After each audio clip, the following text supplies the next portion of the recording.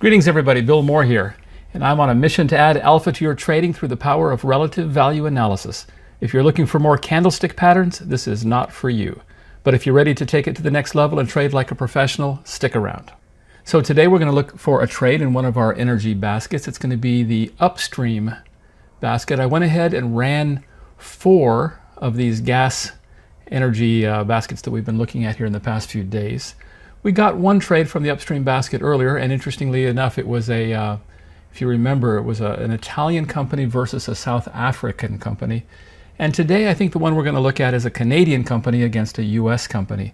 But let me tell you what I did first. We took those 4 baskets, we ran them with a correlation requirement of 0.8, RW coefficient of 0.8, number of winners, at least 3, and a 5% up for a long and 5% down for a short as our minimum filters.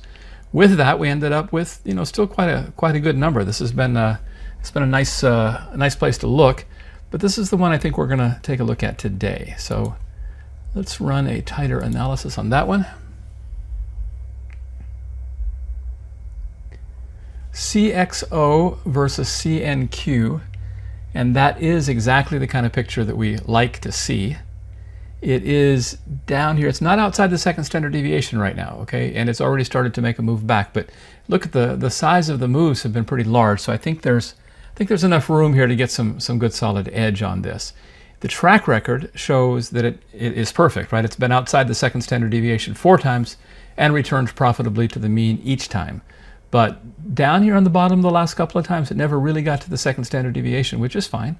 But I think there's an opportunity to pick up some edge here. So this looks really good. Let's go take a look in the observe page. I've already added it here. Everything looks good, no surprises. You can see that the trend indicator has begun turning around. It's not to green yet, but you can see that it is suggesting that it's moving in the right direction, and we can see that from the color of the bars here. So everything looks good here. Let's take a look at the hitting probabilities.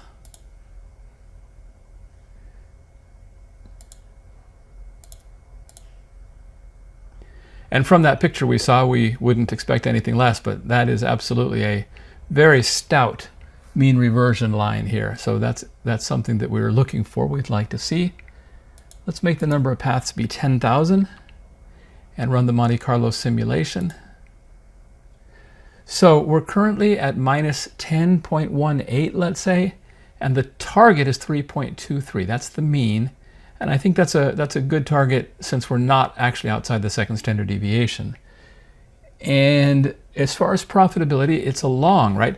But now, I think you're going to see something here that it's saying 30 days from now, there's an 83% chance that we're going to be above this.